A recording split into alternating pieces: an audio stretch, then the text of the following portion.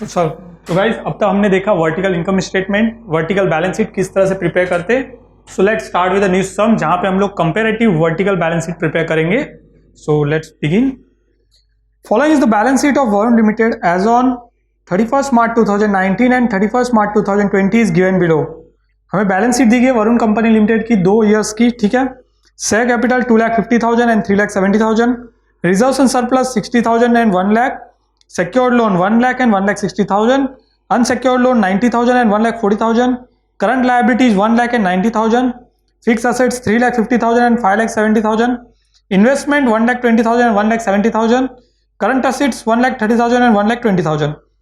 सो जो 2 ईयर्स के अमाउंटेड दिए हुए हैं, हम लोगों को पता है हमें वर्टिकल बैलेंस शीट किस तरह से प्रिपेयर करनी है, राइट। सो हमें क्या प्रिपेयर करना है, जहां पे यहाँ पे बोला है you are required to prepare comparative balance sheet of Varun company limited as on 31 March and 2019 and 31 March 2020। तो हमें वर्टिकल बैलेंस शीट प्रिपेयर करने आती है। सो वेरी फर्स्ट स्टेप, जिस तरह से 4 स्टेप में हम लोग comparative vertical balance sheet prepare करते हैं। सो वेरी फर्स्ट स्टेप क्या होता है कि हमें फर्स्ट ईयर के अमाउंट पूरे पुट करने हैं। सेकंड स्टेप है सेकंड ईयर के अमाउंट पुट करने हैं। So very first thing what we have to do, we have to make the balance sheet. So पहले हम लोग बैलेंस शीट प्रिपेयर कर लेंगे, उसके बाद हम लोग देखेंगे क्या डिफरेंसेस है उनके अमाउंट के बीच में, and after that we will calculate the percentage difference between both the amount, right. So what is the format, so format start with the sources of fund. So हम नंबरिंग फॉर्मेट में जाएंगे ताकि numbers use करें यहां पर हम लोग। So very first thing uh, that is sources of fund. Start हो रहा है हमारा balance sheet, vertical balance sheet start होता है सोर्सेज ऑफ फंड से। सो सबसे ऊपर upper heading sources of fund, इसके अंदर 2 हेडिंग्स होते हैं, एक होते हैं share holder fund, second one is borrow fund. So first is share holder fund. So let's start share holder fund. तो हम लोग यहाँ पर एक नंबर सिस्टम पे जाएंगे, जैसे नंबर 1 मैंने ले लिया for share holder fund, right. और ये क्यों जरूरी है, तो ये बहुत ज्यादा जरूरी है जब भी हम लोग कंपैरेटिव स्टेटमेंट रेडी कर रहे हैं, कॉमन साइज स्टेटमेंट रेडी कर रहे हैं। सो लेट्स सी कि किस तरह से नंबर्स बहुत ज्यादा यूजफुल है। सबसे पहले शेयर होल्डर फंड है, उसके बाद उसके अंदर आता है अलग अलग नंबरिंग, जैसे ए आ गया फॉर शेयर कैपिटल, राइट। मेरे पास यहां तक पूरी हेडिंग्स होती है। इस तरह से कभी भी बैलेंस शीट रेडी कर रहे हैं हम लोग, पहले हेडिंग थी, उसके बाद सब हेडिंग में A for share capital. Share capital का अमाउंट हमें दिया गया है 2,50,000 और 3,70,000। सो 2,50,000 for 31 March 2019, 2,50,000 and 3,70,000 for 31 March 2020।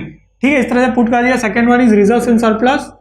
जब भी आपको कंपैरेटिव स्टेटमेंट रेडी करने के लिए दिए जाएंगे, तब आपको सारे अमाउंटिंग फिगर उस तरह से दिए जाएंगे आप इजीली प्रिपेयर कर सके, ठीक है। रिजर्व्स एंड सरप्लस का अमाउंट भी हमारे पास दिया हुआ है, तो 60,000 एंड 1 लाख, वो हम लोग लिख लेते हैं यहाँ पे 60,000 and 1 lakh, okay. So after that क्या होता है, 50 सेल असेट्स होता है जो हमारे पास नहीं है, सो उसको हम यहाँ पर ले लेते हैं, okay, no problem. So 50 sale assets, but ऐसा कुछ भी हमारे पास नहीं है अमाउंटिंग फिगर, सो इसके आगे हम लोग सिर्फ क्या करेंगे, dash for dash, that's it. और आफ्टर दैट हमें यहाँ पे क्या मिल जाएगा, एक टोटल मिल जाएगा, दैट इज ओन फंड, जिसे हम लोग कहते हैं, या फिर नेटवर्थ कहते हैं, या फिर शेयर कैपिटल कहते हैं। सो मैं एक न्यू वर्ड यहाँ पे आपके लिए यूज करूँ, जिससे कि आपको भी पता चले कि इस तरह से इस टोटल को नेटवर्थ भी कहा जाता है, और यहाँ पर हमें नेटवर्थ मिलेगा जब इन दोनों का हम टोटल कर लेंगे। और यहाँ पर जो मैंने यहाँ पे नंबरिंग सिस्टम आपको फॉलो करने बोला, वो यहाँ पर हम लोग फॉलो करेंगे, ए प्लस बी माइनस सी। जिस तरह से हमें क्या मिल गया, ये मिल गया हमारा अमाउंट फॉर नेटवर्थ, ठीक है। यहाँ पर इस तरह से यहाँ पर का ये अमाउंट मुझे मिल जाएगा नेटवर्थ का। 2,50,000 एंड 60,000 जब हम लोग करेंगे, वो टोटल हो जाएगा 3,10,000 and 3,70,000 and 1 lakh, that will be 4,70,000, okay. So ये हमें टोटल मिल गया जो हमने यहाँ पे डाल दिया। इसके बाद क्या करना है, हमें सेकेंड पार्ट हमारा स्टार्ट करना है, 1 for share holder fund and second one is for borrowed fund, right. So guys मैंने आपको बताया बोरो फंड हमेशा 2 पार्ट में डिवाइड होता है। First one is secured loan, second one is unsecured loan. Secured loan में बैंक लोन और ये सारी चीजें आती है, हमने ऑलरेडी सारा बाइफिकेट करके दिया हुआ बैलेंस शीट में, सो हम लोग वही पुट डाउन करते हैं। यहाँ पर बोरो फंड को मैंने अपना हेडिंग बना दिया, ए फॉर सिक्योर्ड लोन, जो मैं यहाँ पे पुट कर रहा हूँ secured loan, and B for unsecured loan. इन दोनों के अमाउंट पुट कर देंगे रिस्पेक्टिवली जो अमाउंट दिए हुए हैं। सो what is the amount for secured loan, 1 lakh and 1,60,000। So that will transfer here 1 lakh and 1,60,000. After that, unsecured loan is amount 90,000 and 1 lakh. 90,000 and 1,40,000 is given. ठीक है, अब इन दोनों का जब टोटल हम लोग कर लेंगे, हमें मिल जाएगा बोरो फंड का टोटल, ठीक है। सो बोरो फंड का टोटल हमें कैसे मिल रहा है, वो टोटल हमें मिल रहा है ए प्लस बी करने से, जो ये ए बी का अमाउंट है बोरो फंड का टोटल मिल जाएगा 1,90,000, तो हो जाएगा 1,90,000 एंड 1,60,000 एंड 1,40,000 हो जाएगा 3 लाख, राइट। इस तरह से हमारे पास दो टोटल अमाउंट फिगर हो गए, और जब हम लोग सोर्सेस ऑफ फंड की फाइनल टोटल हमें मिल जाएगी यहाँ पर सोर्सेस ऑफ फंड, इसका अमाउंटिंग फिगर हमें कैसे मिल रहा है, share holder fund and borrow fund के टोटल करने पे मिल रहा है, दैट इज 1+2 करने पे हमें मिल जाएगा, सो 3,10,000 एंड 1,90,000 दैट इज 5 लाख, ठीक है, और 4,70,000 और 3 लाख हो जाएगा 7,70,000, राइट। सो दैट्स और final amount, final balance sheet total जिसे हम लोग कहते हैं, okay, that's it. Now will start for the second part of this balance sheet, that is application of fund. First part कहता है कि कहां से फंड को सोर्स किया गया, कहां से फंड लाया गया और उसे कहां अप्लाई किया गया, that is application of fund. So application of fund में 3 पार्ट्स होते हैं, very important. First is fix asset, second one is investment, third one is working capital, right. So first important part is number 1 for fix assets.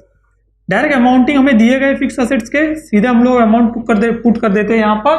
Fix assets का amounting figure क्या है, 3,50,000 and 5,70,000, right. So 3,50,000 and 5,70,000 हम लोग put कर देते हैं यहाँ पे, 3,50,000 एंड अनदर इज 5,70,000। इसके बाद क्या है second one, fix assets and after that is investment, second number is investment, ठीक है। इन्वेस्टमेंट का क्या फिगर दिया गया देख लेते हैं हम लोग, 1,20,000 और 1,70,000 वो भी पुट कर देते हैं यहाँ पे, 1,20,000 and 1,70,000, okay. And third one is working capital,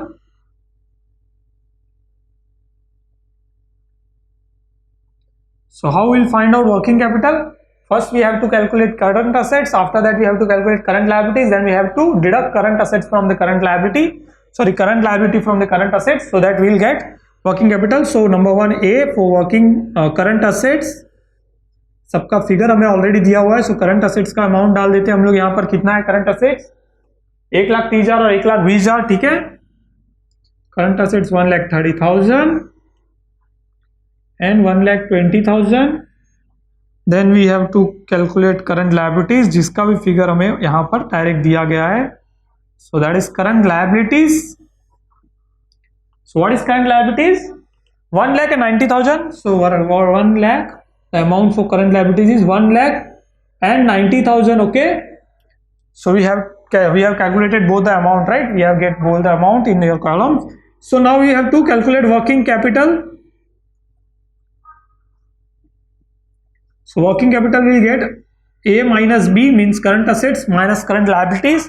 So 1,30,000 minus 1 lakh, that is 30,000, and 1,20,000 minus 90,000, so again that is 30,000, okay. So that we get working capital. So number 1 is fixed asset, second one is investment, third one is working capital. So now final amount for the application of fund,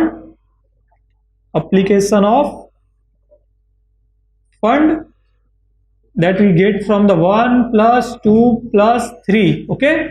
1 for fixed assets, second for investment, third for working capital, तीनों का total कर लेंगे, 3,50,000, 1,20,000 and 30,000, so that will be 5 lakh, okay. 5,70,000, 1,70,000 and 90,000, so 5,70,000, 1,70,000 and 30,000, that is 7,70,000, so that's our final amount for the application of fund. So we can see that हमारा balance sheet tally हो गया, sources of fund and application of fund both are same, right.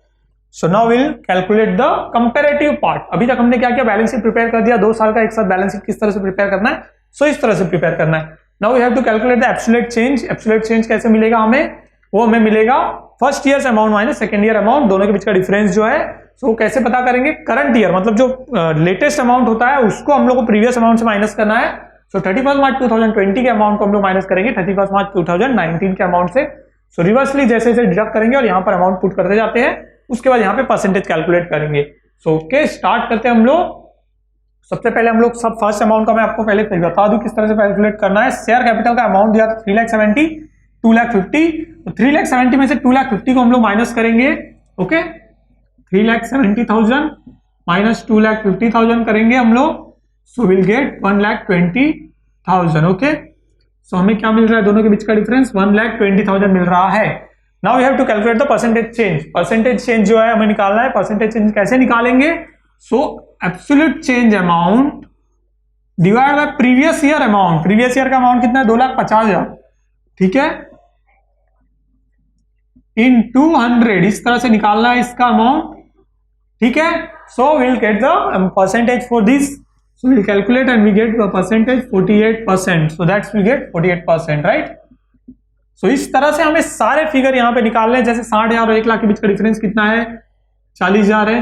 दोनों के बीच का हम लोग percentage निकालेंगे तो हमें मिलेगा 66.67%। इस तरह से निकालते जाएंगे। 3,10,000 और 4,70,000 के बीच का डिफरेंस कितना है? सो दैट विल बी 1,60,000, ठीक है, 1,60,000 डिफरेंस है। 1,60,000 परसेंटेज कितना होता है? सो वो हो जाता है 51.61%। इसके बाद 1,00,000 और 1,60,000 के बीच का डिफरेंस देखेंगे, सो दैट डिफरेंस इज 60,000, और जब हम लोग इसको कैलकुलेट करेंगे तो हमें मिलेगा 60%, राइट। इसके बाद 90,000 और 1,40,000 के बीच का डिफरेंस है 50,000, इसको कैलकुलेट करेंगे तो हमें मिलेगा 55.55%, राइट। तो इस तरह से हमें क्या करना है, सारे फिगर्स निकालने हैं। जैसे 1,90,000 और 1,30,000 के बीच का डिफरेंस है 1,10,000, ओके, और जब इनके बीच का डिफरेंस हम लोग निकालेंगे हमें मिलेगा 57.89%। यदि 5,70,000 और 5,00,000 एंड 7,70,000 के बीच का डिफरेंस है 2,70,000, और इसका जब हम लोग कैलकुलेशन निकालेंगे तो हमें मिलेगा 54%। मतलब हमारे सोर्सेज ऑफ फंड में चेंजेस हुए 54%। ओवरऑल चेंजेस किस तरह से हुए, सारी चीजें हमें पता चल रही है यहाँ पे। 3,50,000 और 5,70,000 के बीच का डिफरेंस है 2,20,000, राइट। और 2,20,000 का जब हम लोग देखेंगे फिगर्स तो हमें मिलेगा परसेंटेज में 62.86%। जब हमने 2,20,000 को डिवाइड बाय 3,50,000 इंटू 100 किया तो, ठीक है। 1,20,000 एंड 1,70,000 के बीच का डिफरेंस है 50,000, इसको भी हम लोग कैलकुलेट करेंगे तो हमें मिलेगा 41.67%, राइट। 1,30,000 एंड 1,20,000 के बीच का डिफरेंस है 10,000, बट ये नेगेटिव है। आप देखेंगे कैलकुलेट करके आपको पता चलेगा। अभी तक सारे अमाउंटिंग फिगर हमें क्या रहे थे, पॉजिटिव मिल रहे थे। जैसे ही नेगेटिव मिलेंगे आपको क्या करना है, ब्रैकेट यूज करना है। 1,20,000 में से 1,30,000 माइनस किया, मतलब हमारा जो है करंट असेट्स कम हुए हैं। करंट लायबिलिटी भी हमारी देखिए 90,001, ये भी करंट लायबिलिटी भी हमारी क्या हुई है, 10,000 रुपए कम हुई है। सो इन दोनों के बीच का जब हम लोग परसेंटेज निकालेंगे तो ये हमें मिलेगा 7.69%, और करंट लायबिलिटीज का जब हम लोग निकालेंगे तो हमें मिलेगा 10%, राइट, क्योंकि 10,000 1 लाख का 10% है। इसके बाद 30,000 जब आप देखेंगे तो आपको नील मिलता है, तो नील के लिए आप लोग क्या करेंगे, 30,000 कोई भी चेंजेस नहीं हुए वर्किंग कैपिटल में, सो दैट्स ओके। 5 लाख और 7,70,000 का डिफरेंस जो है 2,70,000, और इसका जो परसेंटेज निकालेंगे that is same, because 2,70,000 divide by 5 lakh into 100 करने पे हमें 54% मिलता है। सो दैट्स जिस तरह से हम लोग जिस तरह सॉल्व करके हमें निकालना होता है कंपैरेटिव वर्टिकल बैलेंस शीट। और कंपैरेटिव बैलेंस शीट में कंपैरिजन हो रहा है 2 साल का, जहां पे अमाउंटिंग फिगर या तो इंक्रीज हो रहा है या डिक्रीज हो रहा है, या फिर मॉडरेट रहेंगे, चेंज नहीं होंगे, तो हमने निकाल दिया जिस तरह से कैलकुलेशन करना होता है, राइट। सो इस तरह से हमें कंपैरेटिव बैलेंस शीट प्रिपेयर करनी है, ओके।